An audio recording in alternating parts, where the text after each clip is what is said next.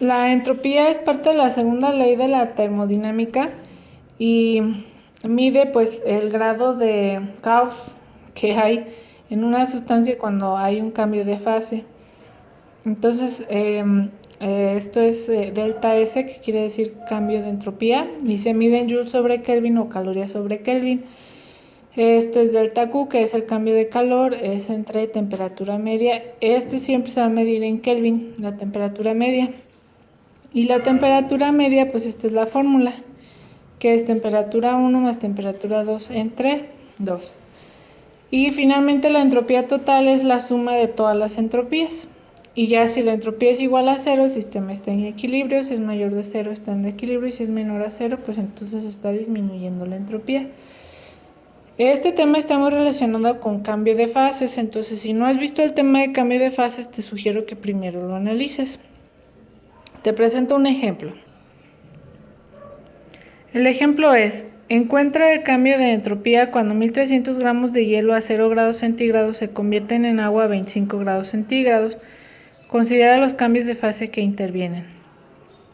Aquí, por ejemplo, decimos que es hielo a 0 grados centígrados, entonces vamos a partir de la fase 2, o sea, de Q2, y llega a agua a 25 grados centígrados, entonces nada más se puede decir que vamos de aquí a aquí, o sea, nada más hay dos fases interviniendo en este cambio. Entonces, diríamos entonces, para más fácil, que consideraríamos Q2, que es masa por calor de fusión, y consideraremos Q3, que es masa por calor de agua por variación de temperatura. Entonces, masa serían 1300 gramos por el calor de fusión. Este valor, recuerda que ya te lo había dado previamente en el tema de cambio de fases. Hacemos la operación y ya tengo Q2. Para Q3, igual que en el tema de cambio de fases, es masa por calor del agua por variación de temperatura. Entonces es masa 1300, calor del agua.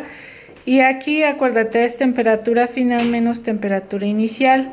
Entonces aquí llegamos a 25, agua a 25 grados centígrados. ¿Y dónde empezamos?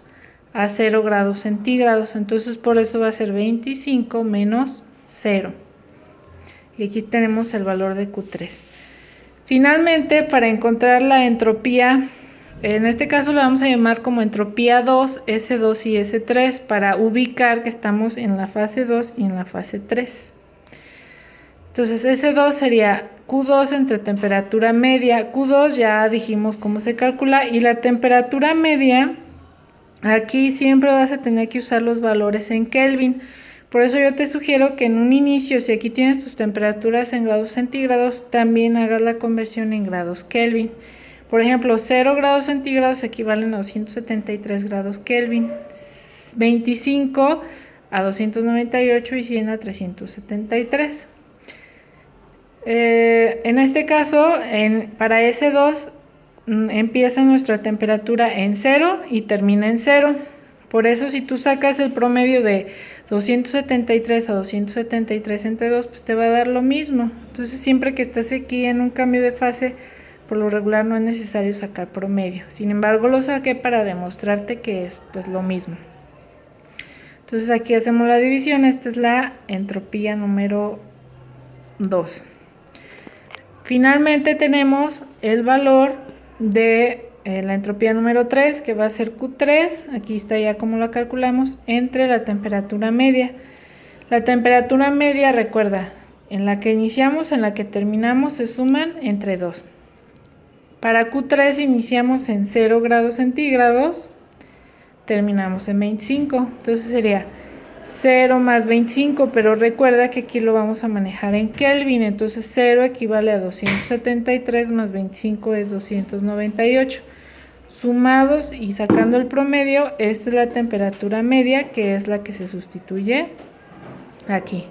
Hacemos la división y este es el valor de la entropía 3. Finalmente, la entropía total, pues nada más es la suma de estas dos entropías, S2 y S3, que acabamos de calcular.